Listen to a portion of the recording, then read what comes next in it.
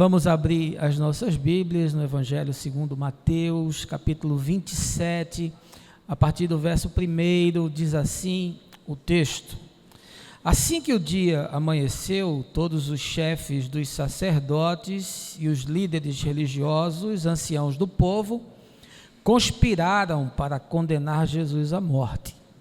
Então, amarrando-o, levaram-no e o entregaram a Pilatos, o governador. E sucedeu que Judas, seu traidor, ao ver que Jesus havia sido condenado, sentiu terrível remorso e procurou devolver aos chefes dos sacerdotes e aos anciãos as 30 moedas de prata. E declarou: pequei, pois traí sangue inocente. Mas eles alegaram: o que temos a ver com isso? Essa é a tua questão. Judas atirou então as moedas de prata dentro do templo e, abandonando aquele lugar, foi e enforcou-se. Entretanto, os chefes dos sacerdotes ajuntaram as moedas e comentaram: é contra a lei depositarmos esse dinheiro no cofre das ofertas, pois foi obtido a preço de sangue. Mas concordaram em usar aquelas moedas de prata para comprar o campo do oleiro e formar um cemitério para estrangeiros. Por esse motivo, ele se chama Campo de Sangue até estes dias.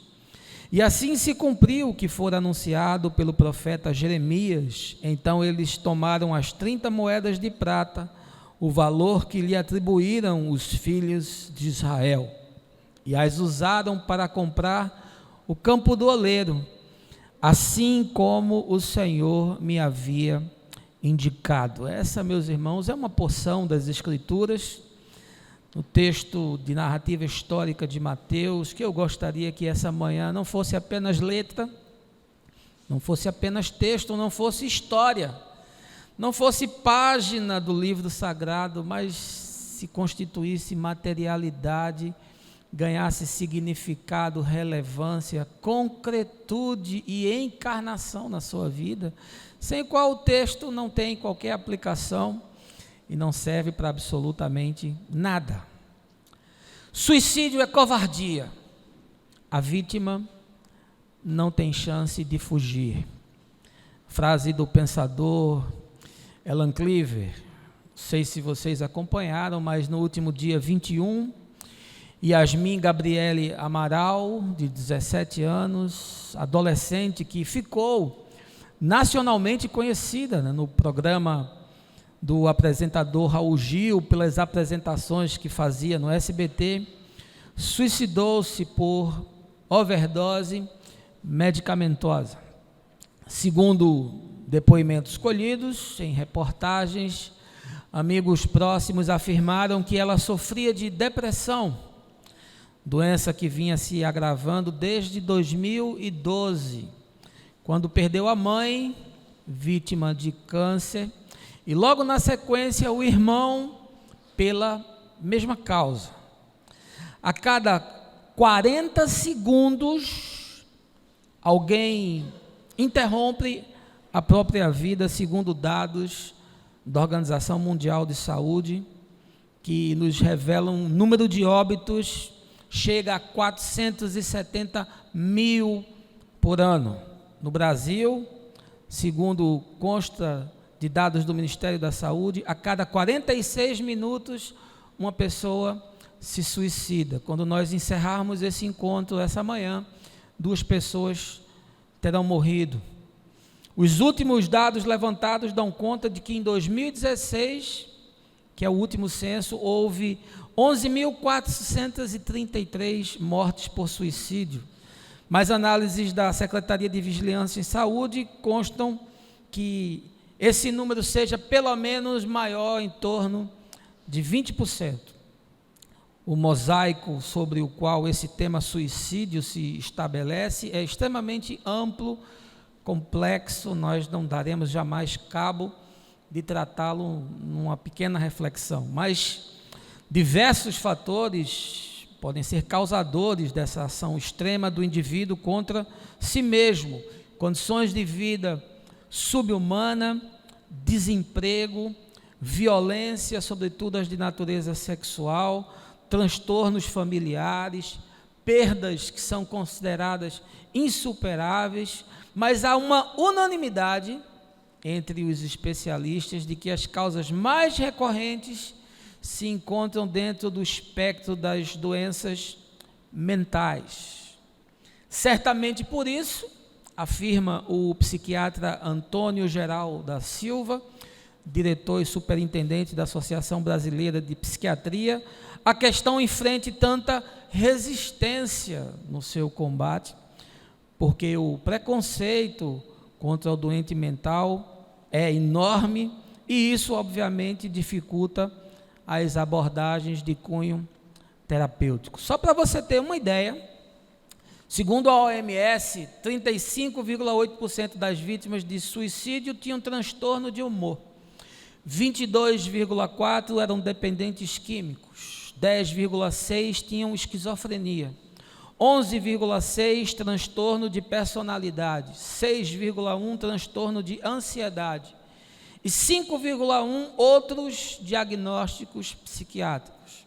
E o que sobrou, que é 3,1%, não significa uma ausência de doença mental, mas a falta de um diagnóstico adequado. A doença mental, observem, é absolutamente democrática. Pode afetar pessoas de qualquer nacionalidade, gênero, credo, idade ou classe social. Frase do psiquiatra Humberto Correia, presidente da Associação Brasileira de Estudos e Prevenção do Suicídio.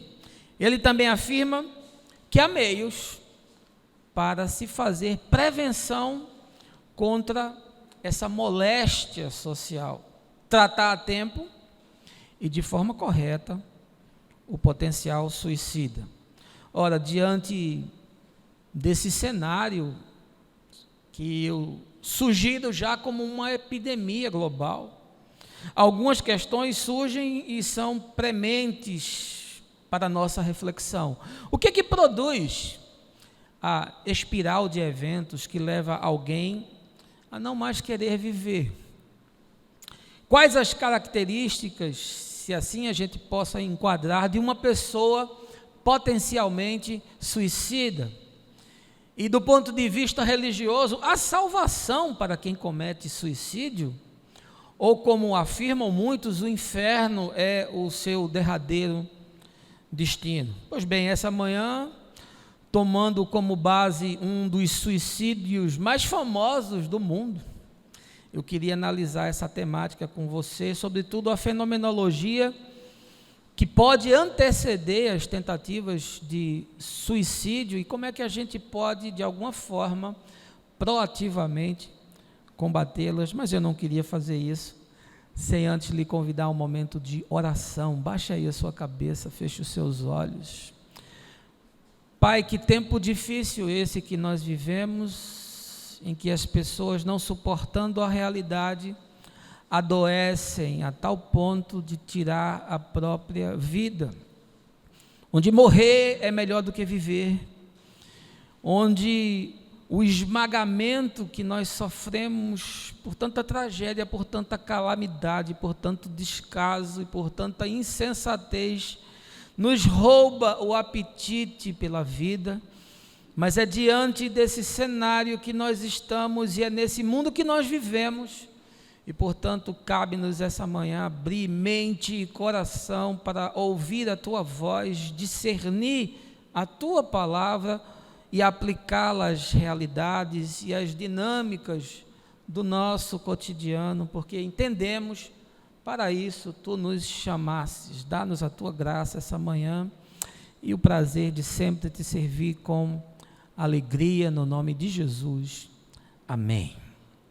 Evangelho de Mateus, fizemos essa leitura, escrito pelo coletor de impostos de Cafarnaum, que também era conhecido como Levi, filho de Alfeu, educado no aramaico, mas que falava e que lia o hebraico, e a sua datação, segundo os biblicistas, ali na década entre 50 60 depois de Cristo.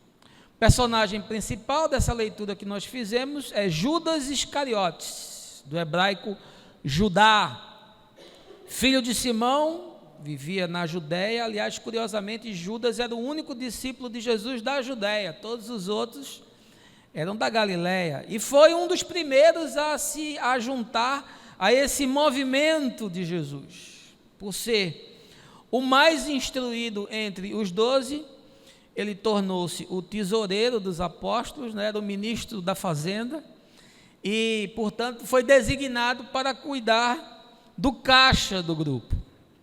Quando a gente vai buscar a designação desse nome Iscariotes, a gente encontra pelo menos duas grandes correntes para explicar etimologicamente o nome. No grego, Iscariotes significa apakerioto, que traduzido é cidade de Quiriote, que fica ao sul de Jerusalém.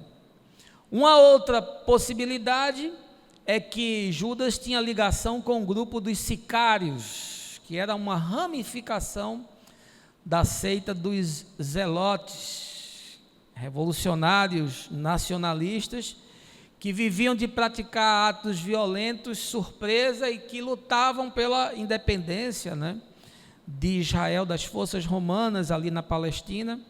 E como eles andavam com punhais, daí veio o nome latino sicari, e sicari, o homem do punhal, portanto, os Iscariotes também poderia ter essa conotação. Conforme a narrativa dos evangelhos, Judas foi o discípulo que traiu Jesus, e apesar de ser escolhido para estar entre os 12, ele decidiu entregar Jesus nas mãos do Sinédrio de Jerusalém, que era presidido pelo sumo sacerdote Caifás, numa trama que tinha caráter para muito além da questão religiosa, envolvia toda aquela economia local, a política de Israel, a preservação da aristocracia e da opulência dos grandes comerciantes que viviam do negócio do sacrifício, a manutenção de milhares de empregos naquela estatal religiosa que era o templo, e aqui só para enumerar alguns. Para você ter uma compreensão mínima da história de Judas, eu essa manhã queria colocar você diante de um cenário, e é preciso, portanto, entender o contexto sociopolítico daqueles dias. No século I, o movimento messiânico havia sido despertado como nunca em Israel, sobretudo por causa da forte opressão dos romanos. A celebração daquela Páscoa, que, se a gente lembrar, não é a libertação do poder do povo sobre o Império Egípcio, criou assim uma cenografia especial, né, ainda mais interessante para aquilo que viria a acontecer. Pois bem, naqueles dias, Jesus estava vivendo nessas circunstâncias, respirando essa ambiência desse desejo de libertação, desse jugo, dessa imposição, e um novo império estava dominando a Palestina. Já havia 63 anos, o Império Romano, desde a conquista de Israel pelo general romano Pompeu. A opressão produzida, e aí de várias maneiras, né, sobretudo na forma da cobrança pesada de impostos, fazia aflorar esse desejo de libertação, de autonomia, e isso se tornou uma espiral crescente, germinada ali no inconsciente coletivo dos judeus. É nesse contexto sociopolítico que a religião de Israel entra articulando, né, essa mudança e lembrando ao povo das antigas profecias que falavam sobre um ungido que viria para libertar a nação das mãos do inimigo. Ungido, a palavra grega, Cristo, a palavra no hebraico, era, segundo essa crença vigente, o escolhido, o designado para fazer essa libertação, e isso com mão forte. Era um homem de guerra, era um homem semelhante a Davi, era um homem com o poder de arrasar impérios, de destruir exércitos, porque era um homem escolhido, separado por Jeová. Pois bem, num primeiro momento imaginava-se que Jesus poderia ser esse Messias forjado, construído, moldado pela religião. Mas não foi apenas por isso que muitos se ajuntaram a ele. Outros tantos se achegaram por conta dos milagres.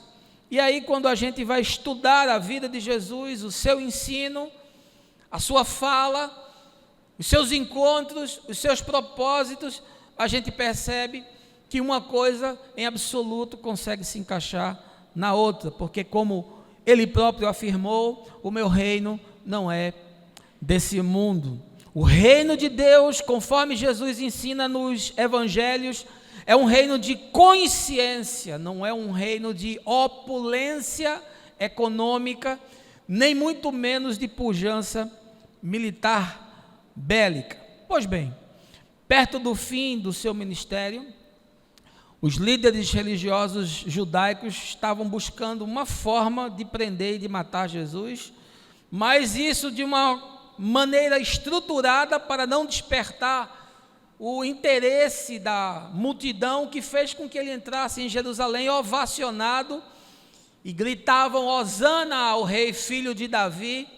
Portanto, tinha que ser feito de forma cuidadosa. E é aí que Judas entra como uma espécie de inocente útil para os propósitos extremamente perversos do Sinédrio de Jerusalém, que era presidido por essa figura chamada Caifás. E aí, depois que Judas percebeu que havia sido enganado e que seu intento era frustrado, arrependido, devolveu, jogou no pórtico do templo as 30 moedas de prata, com as quais ele vendeu o local exato onde Jesus estaria naquela quinta-feira à noite no Getsemane. E aí, completamente desorientado, desnorteado, afligido, angustiado, na noite mais escura da sua alma, ele buscou o suicídio como a única alternativa ao seu drama de vida. A morte de Judas está relatada no livro de Atos, capítulo 1, versos 18 e 19. Segundo esse texto, e juntado a essa narrativa de Mateus, ele se precipitou de cabeça para baixo, enforcado, a corda arrebentou, ele caiu sobre uma pedra, se partiu ao meio, e diz o texto que as suas entranhas se espalharam. Depois das descobertas recentes, de Nag Hammadi, no Egito, aí na década de 60, foram achados muitos manuscritos antigos, com datação ali do século III, século IV, sobre a história de Jesus, e também alguns que relatam textos sobre Judas, inclusive um evangelho apócrifo de Judas. Esses manuscritos, que inclusive inspiraram o filme, aquele A Última Tentação de Cristo, que eu recomendo, é um filme extraordinário. Ele relata que Judas era o grande amigo de Jesus, muito próximo, e por conta disso Jesus confidencia a ele a necessidade de que ele fosse entregue nesse plano que foi construído, e assim a profecia iria se cumprir. É uma ideia inteligente, não obstante, eu acho completamente sem pé nem cabeça.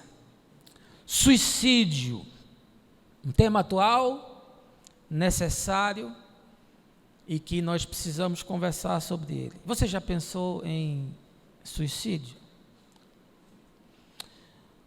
Ou você, quem sabe, já tentou se suicidar? Você que me assiste, você tem pensado nesse tema? Isso é algo que ronda a sua mente? Se por acaso isso acontece ou aconteceu, eu jamais lhe condenaria. Nós estamos vivendo num mundo em colapso. Nós vivemos numa sociedade que imagina que está evoluindo, mas do meu ponto de vista está num declínio acelerado. Nós entesouramos o mundo para a destruição, e o que vai nos matar é essa tecnologia surgida no século XVI com a Revolução Industrial, que imaginávamos tornaria a nossa vida melhor, mas está tornando a nossa vida insuportável.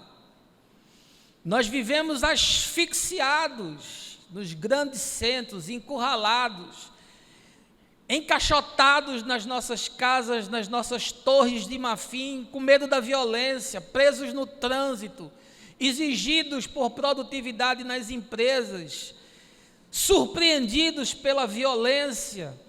É um projeto existencial que nenhum dos nossos antepassados gostaria de experimentar.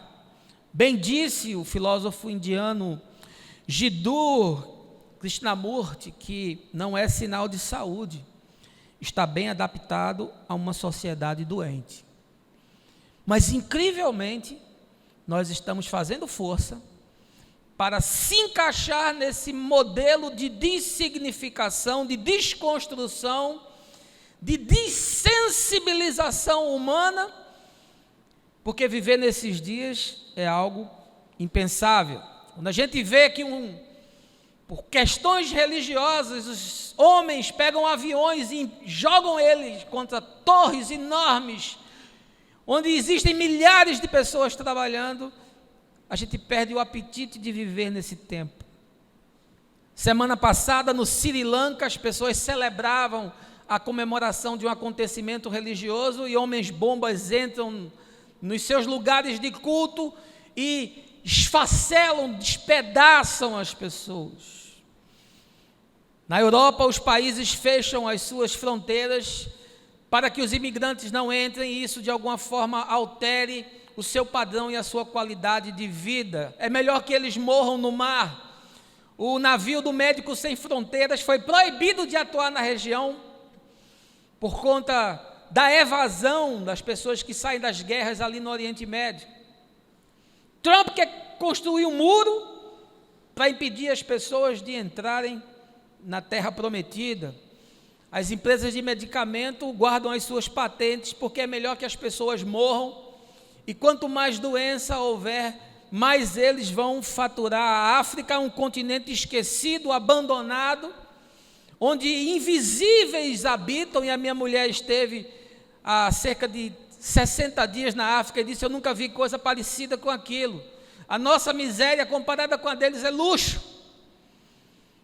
E quando nós passamos para a nossa realidade local, tangente, concreta, próxima, a gente desmaia de pavor. Você está no metrô, um homem ejacula em cima de você. Você tem um marido que empurra a sua mulher da varanda do prédio e depois de espancá-la brutalmente. Você tem a outra que esquarteja o marido e põe dentro de uma mala. Você tem o pai que joga a filha da janela. Você tem 2 garotos que entram numa escola armados e produzem um escárnio com a vida, matando aqueles que sequer podem se defender. Você pega um transeunte que joga álcool, toca fogo num indigente. Um homem mata um cachorro indefeso com uma barra de ferro para ele não poluir a paisagem. E a mineradora faz cálculo de que vidas podem se perder, mas arrisca o preço porque o lucro é mais interessante. A prefeitura faz vista grossa para o prédio insalubre até que ele desaba. O STF essa semana comprou lagosta e vinhos caros para os seus banquetes, enquanto os miseráveis agonizam nos bolsões de pobreza, e é impossível não lembrar da queda da Bastilha e da opulência francesa comendo frango enquanto o povo passava fome. O que é que a gente faz para não sucumbir a isso? Existe alguma forma de fazer prevenção ao suicídio além das questões médicas?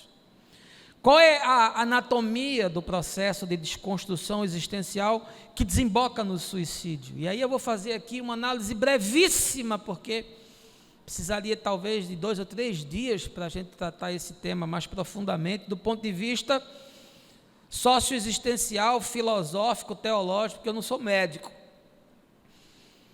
Mas eu penso que esse texto de Judas revela uma cenografia interessante, riquíssima, e que pode nos dar alguns indicativos e que pode elucidar algumas questões e levantar pontos para a nossa reflexão. Portanto, volte aí para a sua Bíblia, capítulo 27 de Mateus. A mensagem é expositiva, tudo está no texto. A primeira coisa que eu percebo e que eu entendo que o suicídio de Judas nos ensina é que a construção da impossibilidade de reversão dos fluxos da vida é um dos fatores desencadeantes do suicídio. Veja aí o verso de número 3. Sucedeu que Judas, seu traidor, ao ver que Jesus havia sido condenado, sentiu terrível remorso e procurou devolver aos chefes dos sacerdotes e aos anciãos as 30 moedas de prata. As pessoas buscam o suicídio como alternativa, não raro, porque elas imaginam que os fluxos, as dinâmicas, as escolhas e os caminhos traçados na vida se tornaram irreversíveis.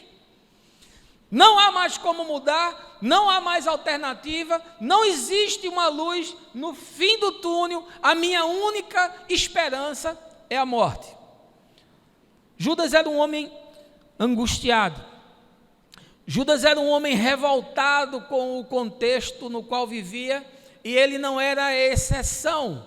Pelo contrário, aquela era uma sociedade esmagada, aquela era uma sociedade comprimida, aquele lugar sempre foi e continua sendo uma grande câmara de tensão, aquilo é uma panela de pressão pronta para explodir. E eu, apesar de achar que o nome Iscariotes tem a ver com a designação da sua cidade, acredito profundamente que Judas tinha alguma ligação com grupos rebeldes, seja dos sicários, seja dos zelotes, mas eu acredito porque ele era um homem instruído, ele era um homem que fazia uma leitura do seu tempo, ele era um homem que se engajou numa causa, e a causa de Jesus tem muitas conotações, inclusive tem conotações políticas, econômicas, sociais. O ministério de Jesus está para muito além do que os teólogos tentam em resumi-lo e enquadrá-lo apenas do ponto de vista das transformações religiosas. E Judas percebe isso, portanto eu acredito que ele sim era alguém engajado com grupos nacionalistas, com desejo de produzir mudanças radicais, e que estaria disposto a fazer qualquer coisa, a ir ao extremo, a tomar atitudes radicais, para que a sua causa pudesse ser justificada. E aí, quando ele viu Jesus, com a sua capacidade de juntar gente, com a sua habilidade verbal, e sobretudo com o poder sobrenatural que dele vazava, ele disse: de fato esse é o Messias. E aí existe toda essa crença judaica de que esse Messias vai sentar num cavalo, como se fosse um imperador romano, como se fosse um grande general, e iria entrar, e iria reduzir Pilatos a pó, e depois marcharia para Roma, e quem sabe tomaria o mundo inteiro. E ele acredita nisso, e ele se envolve com esse grupo, e ele faz parte desse movimento. Ele, na verdade, não planejou essa situação da traição, do conluio, dele servir como um intermediário para indicar onde Jesus estaria, caiu no seu colo, mas ele achou extremamente propício, porque até então Jesus jamais aceitou qualquer tipo de levante que pudesse levá-lo a assumir uma posição que não era sua. Por diversas vezes as pessoas tentaram fazer dele um rei aclamado, e ele simplesmente saiu pela tangente, e Judas percebeu isso. Mas agora, depois de tê-lo entregue, e de ver que ele não esboça reação, e de ver que ele repreende Pedro na sua tentativa de ferir os soldados para que Jesus pudesse escapar, quando ele percebe que Jesus de fato propõe um reino baseado em consciência e não um reino baseado em opulência, em construções humanas, em exército bélico, em força econômica. Quando ele faz essa leitura, finalmente,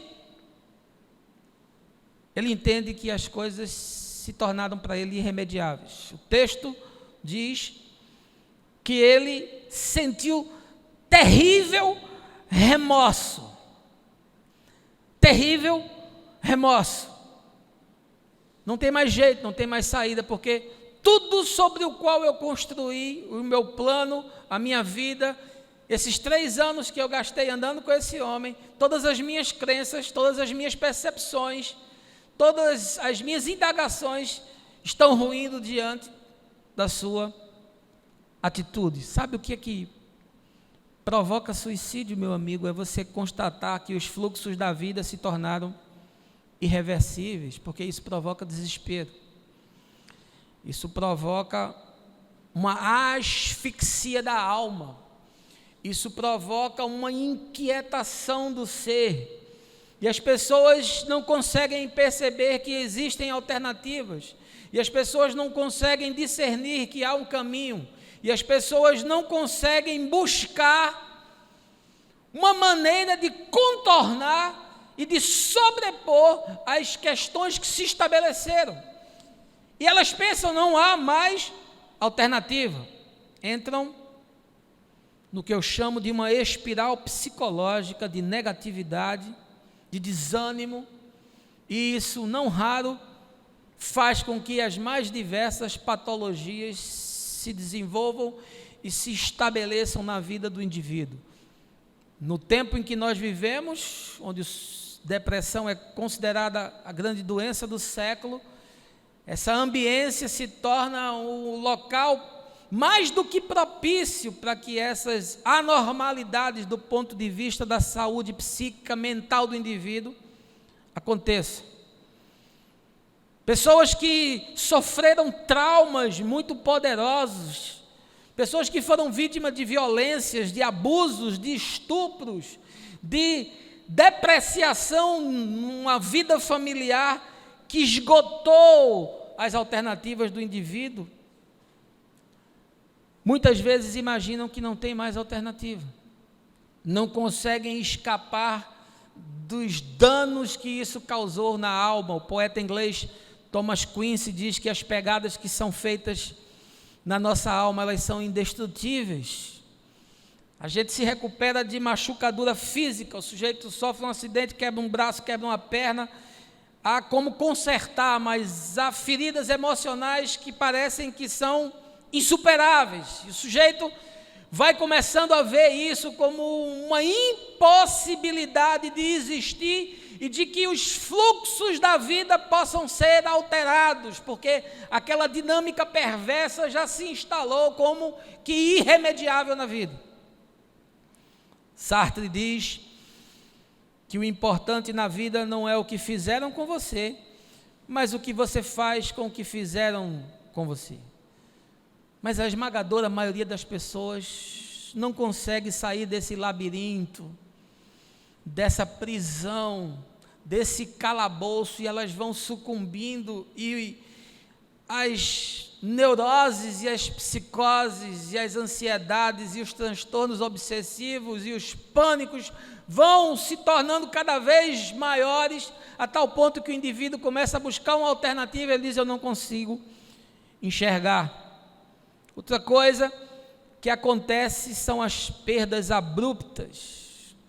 Gente que foi vitimada pela perda do pai, da mãe, de alguém próximo, ou gente que foi diagnosticada com alguma doença terminal, acidentes fatais, a vida está indo numa direção e de repente a calamidade nos visita, porque isso pode acontecer com qualquer pessoa, e a novela de Jó, relatada no Velho Testamento, é essa existência comum, normal, feliz, que se catastrofiza da noite para o dia sem explicação. A desgraça cai sobre ele de forma irremediável, porque diz a Escritura que a chuva cai sobre justos e injustos. Se caiu na casa do meu vizinho, por que não poderia cair também na minha? perdas abruptas, acidentes que ceifam a vida das pessoas, infarto fulminante, um derrame cerebral que matou a pessoa, um médico que nos traz um diagnóstico de um Alzheimer avançado ou de um câncer metastático, e a gente fica olhando para a existência e diz: não tem mais como reverter, não tem mais como alterar o fluxo, não tem mais como mudar a rota, não tem mais como mudar esse caminho. A gente vai sendo empurrado inexoravelmente para buscar, por vezes, a alternativa como alternativa no suicídio. Outros tantos têm sido afligidos por aquilo que nós designamos chamar de inconformidade social. É gente que não se encaixa, é gente que não acha o seu espaço, é gente sexualmente discriminada, é gente que olha para o corpo e habita num corpo que acha estranho a si, é gente que fisicamente não se aceita, é gente que fisicamente não se sente bem, quer alterar a aparência de alguma forma. E aí o sujeito muda do lado de fora, mas do lado de dentro continua uma incongruência. Ele muda a face, mas não muda o coração. É gente que sofre preconceito racial, é gente que sofre preconceito emocional, porque tem uma forma diferente de ser, no mundo onde ou você é trator ou você é asfalto. No mundo que lhe desafia, que lhe provoca, que lhe instiga para ser mais, para ser o melhor. Nós somos a sociedade dos campeões. Se você não for o campeão, se você não for o primeiro, se você não for o melhor, se a sua casa não for no melhor bairro, se o seu carro não tiver a melhor marca, se os seus filhos não estudarem na melhor escola, você é um desgraçado. Se você é um empresário, você não tem uma lancha, você não é bem sucedido. Se você não for 2 vezes por ano na Europa, você é uma pessoa medíocre. E as pessoas vivem nessa inconformidade social. Isso vai gerando uma frustração, uma amargura. Isso vai gerando em você uma incapacidade de se sentir pertencente a alguma coisa. E também os preconceitos de natureza religiosa. Sujeito que tem uma crença que não se encaixa em nada. E como nós somos preconceituosos com aqueles que têm uma crença diferente da nossa. Os cristãos são os mais preconceituosos, e no Brasil então nem se fala. As religiões de matriz africana sofrem profunda perseguição e preconceito da nossa parte, porque nós achamos que o nosso Deus é patenteado. Nós achamos que o nosso Deus é que é o Deus que vai salvar, e só salva a gente, não salva mais ninguém. Que a gente nunca leu a Escritura, quando Jesus afirma: muitos virão do Oriente e do Ocidente. Quando vê que Paulo larga aquele gueto de Israel e vai para os gentios, a gente não entendeu nada do que Jesus veio ensinar. Fluxos irreversíveis, situações inevitáveis, contextos que se desenham na vida e o sujeito imagina, não tem mais como alterar, não tem como mudar, e vai se sentindo cada vez mais afundado nessa circunstância, e sentimentos e sensações potencialmente suicidas vão surgindo. Obviamente que isso, associado a algum tipo de transtorno mental psíquico, a alguma hereditariedade do ponto de vista da doença mental, cria a ambiência, o cenário que é propício a esse tipo de situação. Gente que vive circunstâncias reincidentes, que vão quebrando a sua tenacidade. Gente que vem de uma decepção atrás da outra, gente que vem de uma traição atrás da outra, gente que foi abandonada, gente que profissionalmente se sente incapaz, que intelectualmente se sente menor, e isso é reincidente. Isso é como o sujeito levanta de uma onda, vem outra, ele levanta, vem outra, ele levanta, vem outra, ele vai se sentindo sem alternativa. Ele vai olhando, vai dizendo: eu não consigo, eu não posso. Gente que vem de uma separação, depois outra separação, depois outra separação, e o seu bem-estar e a sua capacidade de se sentir bem consigo mesmo e a sua autoestima vão sendo drenados, minados. Ora, eu sei que todas essas características que eu estou citando aqui são suscetíveis a qualquer pessoa, mas eu estou analisando do ponto de vista do fenômeno existencial e daquilo que pode ser um caminho pavimentado para levar o sujeito a esse estágio último de olhar para a vida e dizer: não tem mais alternativa, melhor é morrer. A vida tomou uma direção que não pode ser alterada, eu não tenho como contornar, e aí esse destino vai levando o indivíduo a não se satisfazer com nada, a não se adequar a nada, a não ter alegria com nada, porque tudo é desprazer, tudo é sofrimento. E essas circunstâncias, não raro, elas podem ser o gatilho de indução para o despertar dessas doenças potenciais, que por vezes estão adormecidas, e em outros casos são, inclusive, hereditárias. Segunda coisa que o texto me ensina sobre essa narrativa do suicídio de Judas, e que pode nos ajudar do ponto de vista da prevenção, ou ao menos do entendimento dessa cenografia, dessa fenomenologia dos processos que desembocam em suicídio, é a decepção irremediável consigo mesmo e com os outros. Veja aí o verso de número 4. Declarou: pequei, pois traí sangue inocente. Mas eles alegaram: o que temos a ver com isso? Essa é tua questão.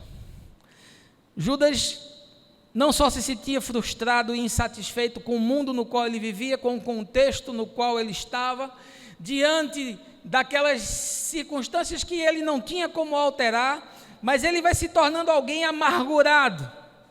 A gente percebe de forma muito sutil naquela situação em que a mulher derruba o vaso de alabastro aos pés de Jesus, e Jesus disse: olha, ninguém nunca fez nada nem parecido comigo, porque aquele era um perfume caríssimo, aquilo às vezes era o trabalho de um mês de um homem, e submetido a um trabalho pesado.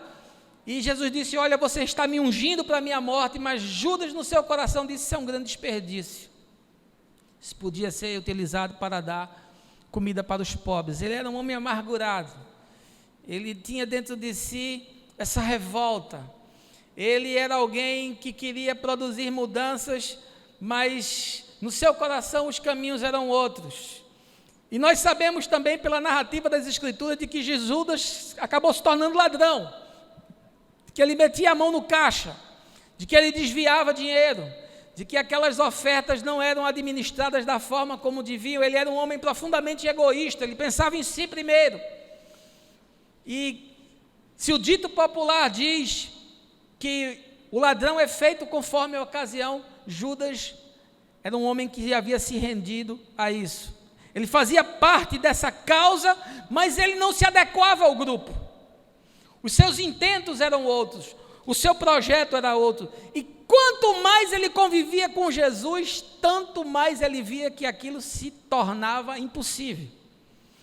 Ele percebia que jamais o seu propósito e o seu intento iria funcionar conforme o desejo da religião de Israel. E por fim, ele percebe que tudo o que ele fez foi em vão, e aí isso produziu uma decepção consigo mesmo, que é uma decepção insuportável, porque ele havia traído o Filho de Deus. Ele sabia que Jesus era Deus. O que ele apenas não imaginava era que ele não assumiria esse papel político-militar. Mas Judas viu a ressurreição de Lázaro. Judas viu cegos de nascença serem curados. Judas presenciou paralíticos serem curados. Judas presenciou leprosos serem curados. Judas viu coisas que ao olho humano são impossíveis e que são impensáveis. Ele sabia que Jesus era um homem dotado de uma qualidade especial, e conforme o diálogo de Jesus com Pedro, que diz: olha, quem te revelou que eu sou o Cristo, o Filho do Deus vivo, não foi nem carne nem sangue. Ele sabia, e por isso a decepção que ele tem consigo mesmo, com quem ele se tornou, com o estilo de vida que ele adotou, com a forma egoísta, amarga, perversa, que se instala em seu coração, ele tem essa decepção profunda. E isso vai pavimentando esse caminho que vai levá-lo ao suicídio. Ele diz: eu traí sangue inocente. Eu fiz uma coisa irremediável. Só alguém com a malignidade que eu possuo no coração seria capaz de trair com um beijo o Filho de Deus. Mas a sua decepção não fica consigo mesmo, porque ele percebe que aqueles que deveriam ser uma referência, aqueles que deveriam ser modelo, aqueles que se colocam como intermediários do sagrado, aqueles que se colocam como porta-vozes do Deus Altíssimo, é gente que vive em conluio, é gente que tem o coração dessignificado, é gente com o coração cheio de maledicência, é gente com um espírito ambicioso, é gente que jamais poderia trazer a palavra de Deus. E esses homens, diante do desespero, da angústia de Judas, disseram: o que é que nós temos a ver com isso? É um problema teu. Quem manda você ser otário? Você não passa de um inocente útil. O que você vai fazer com as tuas 30 moedas é um problema teu, amigo. O que nós queríamos, nós já conseguimos. Portanto, um dos motivos que levam as pessoas a perder o apetite pela vida, a entrar nessa espiral irremediável, a viver dias sombrios, pesados, tenebrosos, esse desencantamento consigo mesmo e esse desencantamento com aqueles que lhe rodeiam. Quando você olha e diz: não vale a pena viver, eu me tornei naquilo que eu mais abominava e eu estou cercado de gente que não me inspira, pelo contrário, só me deprecia e só me empurra para baixo. Gente que foi alvo de muita expectativa e que não conseguiu corresponder. Isso acontece demais. O menino, desde pequeno, os pais vão enaltecendo e vão dizendo: esse menino é um gênio, esse menino é um cientista, esse menino vai ganhar o Nobel, esse menino vai ser rico, esse menino vai ser poderoso. E aí você vai criando essa expectativa, e quando o sujeito não se adequa a esse caminho preconcebido, ele começa a conviver com uma frustração latente, com uma inconformidade e com uma autopercepção da pior forma possível, e não poucas vezes isso pode produzir um desejo suicida.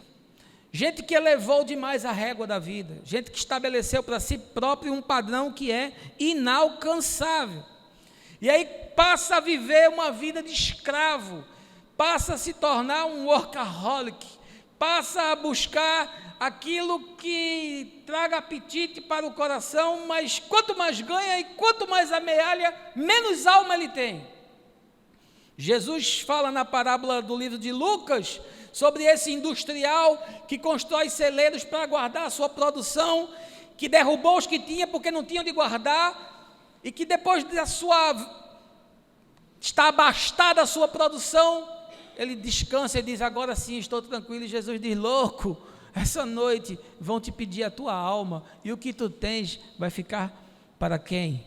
Gente que elevou tanto a régua da vida e colocou um nível tão alto e um padrão tão alto a ser alcançado, que a existência perdeu o sabor, e o sujeito acaba se decepcionando consigo mesmo, se afogando numa rotina de esgotamento, numa cilada de onde o indivíduo não tem como sair, acaba se desestruturando.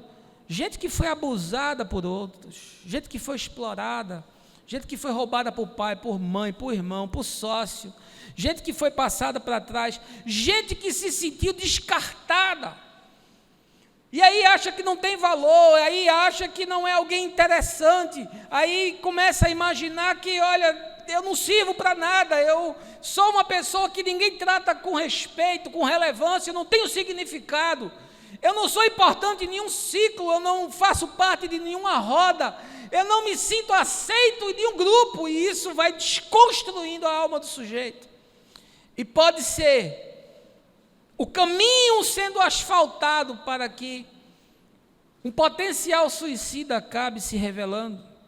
Gente cheia de presunção, gente arrogante, gente que vive de forma autoindulgente, pessoas que são preconceituosas, gente soberba, gente insensível com a dor do outro, gente que não enxerga o seu igual e acaba não suportando nem mais a si mesmo. O sujeito olha para dentro de si e vê um buraco negro, e vê um fosso abissal que puxa tudo, que drena toda a energia.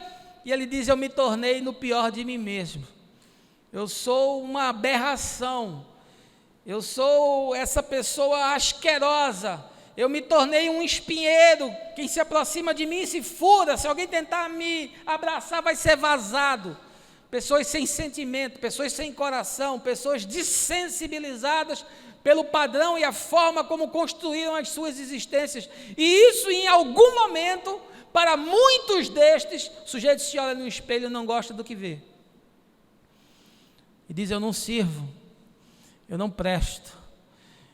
E sentem a mesma decepção de Judas: eu machuquei gente inocente, eu esmaguei gente pequena, eu passei por cima de todos os valores, de todos os princípios, eu fiz negociata do que era impossível de ser colocado como negócio. Eu me tornei um diabo, porque os homens se diabolizam. Jesus fala que entre eles havia um diabo, mas não é um diabo do ponto de vista do fenômeno espiritual metafísico, é um diabo em seus valores, em seus princípios, é um coração corrompido, é uma soberba e uma impossibilidade de enxergar o bem na vida. O sujeito se diaboliza, se decepciona consigo mesmo, quer morrer. Gente que colocou todas as suas expectativas no outro. Você conhece gente assim? Gente que colocou todas as expectativas no pai, na mãe, no irmão, na família, no sócio, na mulher, no marido, nos chefes na empresa, e aí quando ele se decepciona, o mundo cai e a vida perde o sentido. Há quantos eu já encontrei que fizeram da vida do outro o seu sentido de ser, que nunca passaram de uma sombra de alguém, que se transformaram no alter ego do outro. É gente que viveu sempre uma vida parasitária, não tem existência própria. E aí, quando ele se decepciona com alguém ou com um grupo humano, a sua vontade de viver é ceifada, ele perde o apetite para a vida, porque ele se decepciona consigo e ele se decepciona com os outros. Nada mais faz sentido. A vida perde o brilho, a vida perde o valor, perde o significado. E aí, para que eu vou existir? Gente que convive com esse tipo de situação se torna insuportável, porque a culpa é um ácido que come a alma, e o ódio, a ira, a amargura vão consumindo a mente. É como se fosse um câncer que não para de destruir o indivíduo dia e noite. E ele vai vendo que se tornou esse ser egoísta, esse ser impermeabilizado à necessidade do outro, esse ser que muitas vezes viveu sob a expectativa do outro, esse indivíduo que tinha muitas ambições, mas as suas ambições estavam relegadas a atitudes de terceiros. Ele se frustra consigo mesmo, ele se frustra com as pessoas, ele se frustra com o mundo, ele se frustra com a raça humana. Ele diz: agora, melhor a fazer é dar cabo da minha vida, porque não há mais nada que me produza vontade de viver. E finalmente, em terceiro lugar, o que o texto de Mateus sobre o suicídio de Judas nos ensina é que a descrença em toda e qualquer alternativa proposta pelas religiões, não raro pode ser um fator causador ou desencadeador de potenciais suicidas. Veja aí os versos 5 e 6. Judas atirou então as moedas de prata dentro do templo e, abandonando aquele lugar, foi e enforcou-se. Entretanto, os chefes dos sacerdotes ajuntaram as moedas e comentaram: é contra a lei depositarmos esse dinheiro no cofre das ofertas, pois foi obtido a preço de sangue. Judas não se decepcionou apenas consigo mesmo, mas a sua decepção é com aquele modelo de sociedade e, sobretudo, é uma decepção profunda com os religiosos de seu tempo. E aí ele viu que toda aquela construção das pedras do templo de Jerusalém, que era uma das 7 maravilhas do mundo antigo, era só uma cenografia, que aquela religião era oca, era perversa, era brutal, era artificial, era mecânica. E isso produz um desencantamento profundo nele, como se talvez algum resquício de fé tenha morrido diante daquela negociata extremamente diabólica que ele fez com os homens do sagrado, com os intermediários da salvação. Ele percebe que havia chegado no fim da linha, porque agora nem mesmo Deus poderia salvá-lo. E esse foi um dos seus grandes equívocos, porque Pedro negou Jesus e traiu de forma tão brutal, ou mais do que Judas, porque Pedro era muito mais íntimo de Jesus. Mas Pedro teve uma boa atitude de olhar para dentro de si, vasculhar o seu coração e encontrar o arrependimento necessário para ouvir do Galileu: Pedro, tu me amas? Então, se tu me amas, Pedro, a tua conta está zerada, segue o jogo, apacenta as minhas ovelhas. Na última ceia, quando Jesus diz que vai ser traído, que vai ser morto, os discípulos que estão com ele à mesa perguntam: mestre, quem vai fazer isso? Ele diz: é o que mete a mão comigo e pega desse bocado de pão. E naquele momento Judas estava fazendo isso. Judas é esse homem que come vida, que come ali do pão e participa do cálice, porque isso tem uma dimensão espiritual e isso se projeta com símbolos poderosos. Ele come vida, mas na sua própria vida ele existencializa a morte, porque ele sai dali para trair.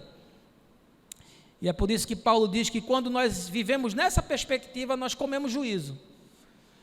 É o sujeito que vem na ceia, ele come vida, mas a vida dele é ao contrário daquilo que ele diz professar. Ele está comendo juízo, está comendo morte. Ele está entesourando para a sua própria ruína. Judas já havia convivido 3 anos com o Deus encarnado, mas ele não percebeu, não conseguiu discernir, nem tornar isso suficiente para amolecer o seu coração e quebrantar a sua consciência. E aí, por fim, quando ele joga essas moedas de volta para o templo, é como se ele dissesse: vocês são tudo uma raça de víboras, vocês são tudo farinha do mesmo saco, vocês são todos travestidos dessa piedade perversa, dessas roupas opulentas, desse judaísmo que tornou o sacrifício uma indústria e um negócio.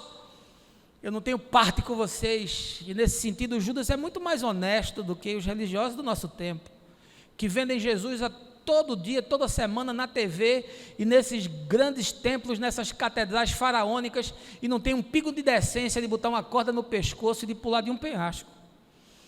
Judas é muito mais sério, muito mais honesto, porque quando ele percebe como ele tinha sido maligno, ele teve a coragem de fazer aquilo que ele achava que era a única solução, ainda que não fosse, porque diz a canção: não há pecado ou culpa que ele não possa perdoar, nem cadeias ou prisões que não possa arrebentar. Haveria perdão para Judas como houve para mim, porque eu sou tão traidor de Jesus, ou muito mais do que Judas, e eu encontrei descanso nessa cruz, que me justifica dos meus pecados, porque eu não me justifico a mim mesmo, mas eu tenho o meu justificador que disse: está consumado, e ninguém mais pode alterar essa realidade. Meus amigos, muita gente que busca saída em religião acaba se decepcionando com Deus. Gente que busca no esoterismo, nas crenças metafísicas, na busca de paranormalidades ou de paranormal tipo João de Deus, que se torna um diabo, que se permite usar da pior forma, que deixa que no seu coração nasça um fogo estranho. Gente que vive atrás de espíritos, gente que vive atrás de profecias, gente que não se satisfaz em viver o hoje, esse dia chamado hoje, que a salvação é para hoje, a cura é para hoje, a bênção é para hoje, tudo de Deus é para hoje, nada é para ontem, nada é para amanhã, porque você só tem esse dia que se chama hoje. Aí o sujeito quer saber do amanhã, ele quer saber do que vai vir, e aí ele começa a mergulhar na busca desse outro que ele não conhece, dessa transcendência que ele não explica, desse ente sobrenatural que ele não sabe onde está, e muitas vezes esse é o recurso último, o estágio último do indivíduo que pensa em se matar, e quando ele se decepciona com isso, ele diz: agora não tem mais nem jeito, porque nem Deus pode resolver o meu problema. Paulo diz: o fim da lei é Cristo, para a justiça de todo o que crê, a justiça que é pela fé no Filho de Deus. A síntese de tudo é Cristo, porque o fim do cristianismo é Cristo, o fim do catolicismo é Cristo, o fim do protestantismo é Cristo, o fim das religiões afro é Cristo, o fim do islamismo é Cristo, o fim do budismo é Cristo, o fim do confucionismo é Cristo, o fim da nova era é Cristo. Tudo aponta para Cristo, porque Ele é a revelação do Pai. Nós ainda estamos na infância, tentando tatear e discernir onde encontrar Deus. Muitos que buscam em tantas alternativas e crendices estão com o coração sincero, tateando atrás de encontrar. Mas se o seu coração for bom, de alguma maneira ele vai encontrar, porque a Escritura diz que nem os loucos vão errar o caminho. Porque o fim de tudo é Cristo. E a religião que não tiver Cristo como seu vértice, como a sua pedra angular, é só paliativo para a dor humana. Quanta gente que eu encontro que me diz: não quero saber mais de Deus não. Porque Deus não resolveu o meu problema, porque Deus não reverteu a minha falência, porque Deus não reconstruiu o meu casamento, porque Deus não me ajudou a ganhar aquela causa, porque Deus deixou que eu ficasse desempregado, porque eu estou com câncer, porque eu estou com depressão, porque Deus se torna escravo de resolver o problema do indivíduo. Porque ele acha que é na metafísica, é no sobrenatural que está a solução para os seus problemas, porque a religião se propõe ser esse refúgio e essa estação dos que estão desiludidos e sem destino. O que a religião ensina? O que ela propõe? Ela propõe esvaziar o teu bolso, esvaziar a tua alma e desgraçar a tua fé. Como se fazia nos dias dos judeus, se faz hoje nos nossos dias de maneira muito mais sofisticada. Eu não troco uma máquina de fazer dinheiro com a outra. Essa religião que vive de vender fantasia, de prometer o que não pode cumprir, de procurar concretizar aquilo que é inconcretizável. Por isso Marx bem disse que é um alucinógeno. E quanta gente alienada a gente encontra por aí. E quanta gente que diz: eu não tenho mais sentido de viver, porque até Deus me decepcionou. Essa é a geração dos ateus. Porque é impossível crer no Deus que a igreja apresenta. Ora, se no século XIX, Nietzsche já dizia que Deus estava morto, quanto mais agora no século XXI. Onde o Deus desses dias, segundo o Harari, aquele filósofo israelense, é a tecnologia. A tecnologia é quem resolve tudo. O Google sabe mais do que a Bíblia. E responde todas as questões e todas as perguntas. E a inteligência artificial vem aí, as máquinas vão se tornar deuses. As pessoas vão se submetendo a essas rotinas de religião, vão fazendo coisas impensáveis, vão cumprindo rituais bizarros, vão acreditando em promessas ocas, vão sendo exploradas, viciadas financeiramente e vão sucessivamente se decepcionando até que olham e dizem: não tem nem mais jeito, porque nem mais o sobrenatural resolve o meu problema. E aí a solução que deveria ser a autopercepção do sujeito olhar para dentro e se compreender e buscar o arrependimento, ele coloca a solução como um elemento externo a si mesmo. E aí Deus fica obrigado a fazer aquilo que ele nunca prometeu. Eu queria muito gastar tempo com esse tema e explorá-lo, porque eu sei que é uma necessidade dos nossos dias, mas o tempo não me permite. Eu queria concluir dizendo o seguinte: a Escritura Sagrada não trata especificamente a questão do suicida, nem muito menos o suicídio. O que eu fiz hoje foi uma exegese bastante arrojada para lhe trazer alguns subsídios do meu ponto de vista, da forma como eu compreendo. Eu não sou aqui o dono da verdade. Nós temos vários casos de suicídio relatados na Bíblia: o suicídio de Sansão, o de Saul, o do rei Zinri, o de Aitofel, que era conselheiro do rei Salomão, e o de Judas, conforme nós vimos essa manhã. Mas nenhum desses casos nos dá material, subsídios para que a gente possa construir uma doutrina em cima deles. Agora, desgraçadamente, uma parcela significativa da igreja e dos cristãos se sente autorizada, e eu não sei por quem, e eu não sei porquê, a colocar o suicida no inferno. E aí afirma categoricamente que não há salvação para os que cometem esse tipo de ato, porque eles se constituem o juiz da alma alheia, os legisladores que decidem quem entra no céu e quem não entra. Agora, boa parte dessas pessoas usa um texto das Escrituras com uma interpretação que faria Paulo ressuscitar e dar uma bofetada na cara do indivíduo. Se pudesse, que é 1 Coríntios 3, verso 17, que diz assim: não sabeis que sois santuário de Deus e que o Espírito de Deus habita em vós? Se alguma pessoa destruir o santuário de Deus, este o destruirá, pois o santuário de Deus que sois vós é sagrado. E aí o sujeito diz o seguinte: se o cara der cabo da própria vida, Deus vai destruir ele. Interpretação literal, cega, rasa, obtusa, fraudulenta e diabólica. Porque o contexto do texto é sobre o ensino sobre a fé em Jesus. Quando você vai ler o contexto do texto, Jesus é a pedra angular. E Paulo fala que mesmo que esse ensino não esteja totalmente absorvido pelo indivíduo, ainda assim ele vai ser salvo. Mesmo que ele não compreenda tudo, mesmo que ele não entre nas dimensões desejadas, ainda assim ele será salvo. Leia o texto. Aí no verso 16, ele faz essa alusão de que nós somos um santuário de Deus.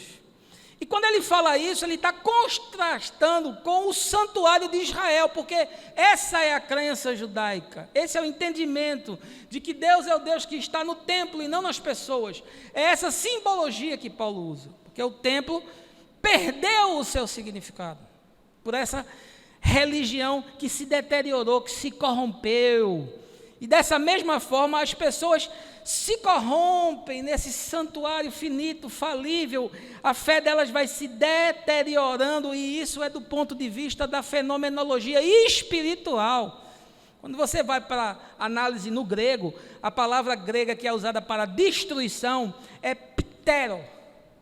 É um verbo que significa perecer, definhar, desperdiçar. Figuradamente é como sofrer uma deterioração moral pela influência da corrupção que o pecado produz. Ora, se a pessoa despreza o ensino de Jesus, é como se Paulo estivesse dizendo assim: a vida vai definhando, a vida vai se corrompendo, a vida vai perdendo a graça, a beleza, o apetite, o significado, mas Deus não vai interferir nisso, porque Deus lhe deu a autonomia de você escolher e de você decidir até contra você mesmo. E aí as pessoas dizem que esse texto é Deus dizendo que vai destruir aquele que destruiu o seu santuário, não consegue fazer uma interpretação mínima para fazer uma afirmação cáustica dessa. O suicida opta pela morte porque viver se tornou muito pior do que morrer. E aí eu tenho absoluta convicção de que Deus vai tratar o suicida com toda a compaixão e com toda a misericórdia que ele precisa, porque eu quero afirmar aqui categoricamente que jamais alguém vai para o inferno porque se suicidou. Ensinar isso é de uma perversão, de uma maldade impensável. E eu não sei o que sucedeu com Judas, mas eu quero encontrar o meu irmão Judas lá no céu, sentar com ele na mesa e participar da festa do perdão. Quem faz malhação de Judas como uma tradição da igreja, revela que não entendeu nada do evangelho. Porque se você vai malhar Judas, meu amigo, tenha coragem, dignidade, seja honesto, seja caba macho, e malhe você mesmo, porque você traz Jesus todos os dias, e você talvez tenha também entregado a Jesus por dinheiro. Você, pastor, pregador que está me ouvindo, quem sabe você também entrega a Jesus e vende Jesus por dinheiro, e você condena Judas? Dizer que Judas foi predestinado para trair Jesus é uma das idiotices mais absurdas que eu já ouvi. Quer dizer que Deus coloca o plano da salvação na mão de Judas. Se Judas não traz Jesus, não tem como Jesus ser morto. Não tem como ninguém descobrir onde Jesus está, numa cidade de Jerusalém desse tamanho, com 30 mil habitantes, em que ele andava publicamente para cima e para baixo, e onde existiam os sicários e zelotes que faziam ataques surpresa, que poderiam ser designados para achar Jesus, mesmo que ele tivesse enterrado debaixo da terra. E aí as pessoas acham que Judas é que é predestinado para trair Jesus. Não fosse Judas, seria qualquer outro. Judas é apenas um inocente útil na mão daquele sinédrio perverso, e ele não se deu conta disso. E o pecado de Judas não foi ter traído Jesus. O pecado de Judas é não ter olhado para dentro de si, não ter se enxergado, não ter se discernido, não ter compreendido o que o Galileu disse para ele durante 3 anos. Esse é o seu pecado. Mas o seu arrependimento, paradoxalmente, é tão extremo, o seu desencantamento consigo mesmo e com aquela religião de Israel de significado é tamanho, que ele acha que a melhor coisa é colocar uma corda do pescoço e se desperdiçar do desfiladeiro, ter a sua coluna quebrada e as suas vísceras expostas. A gente vai ter muita surpresa no céu. Cuidado para você não ser recebido por Judas, dizendo assim: passageiros da estação, bem-vindos. Deixa eu lhe dizer uma coisa, só para finalizar. Para Jesus o importante não é como você morre, é como você vive. Não importa como você morre, porque para Ele não existe morte. Para Deus todos estão vivos, sempre. Porque o Espírito é indestrutível. Portanto, não se preocupe como vai ser a sua morte.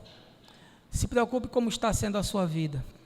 E você que está pensando em suicídio, e você que tem sido visitado por essas angústias de morte, por esses laços de morte, eu quero essa manhã pedir a Deus pela sua vida. Eu quero interceder que o Espírito Santo tenha falado com você nessa mensagem. E se há alguém aqui nesse ambiente que tem pensado nisso, eu quero que o Espírito Santo toque no seu coração, convença você de que há alternativas, de que há tratamento, de que isso pode ser prevenido e de que você pode ter uma existência diferente. Esse é o meu desejo, no poder que eu creio que existe na palavra, porque a palavra de Deus é o próprio Deus falando conosco. Não importa que emissário Ele está usando. E no mais, o meu desejo é que Deus lhe abençoe, que você tenha um bom final de semana, tenha uma semana aí cheia de alegria, de desafio, enfrente também os problemas com sobriedade, com honradez, com coragem, e vamos nos encontrando, vamos nos esbarrando, porque o mais eu vou te falando no caminho, no nome de Jesus, amém.